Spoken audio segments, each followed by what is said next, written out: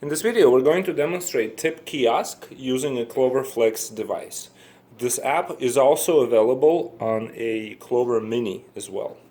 So, to get started, we're going to open the Tip Kiosk and we're going to edit. But if you're getting started in the beginning, you're going to add the new ones. But since we've already added some for this demo, here they are. So we've added some tip suggestions and the names, right? So I'm having a good time, $5, wow, what a night, $10, $20. And the last one prompts the customer to enter their own tip amount, right? So we added these things using this form here.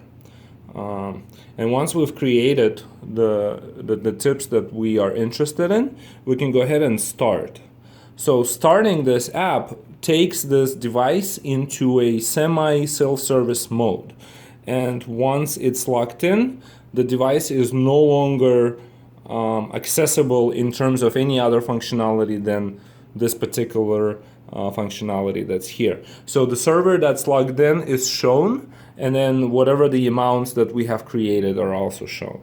And the rest is basically just, a really simple transaction. Right, so they choose the amount and right away it takes them to the processing through credit cards. So let us process through credit card real quick. So here we've used our credit card to process the amount, and so it was not able to read it. So let's try again. So here it is, and it's processing.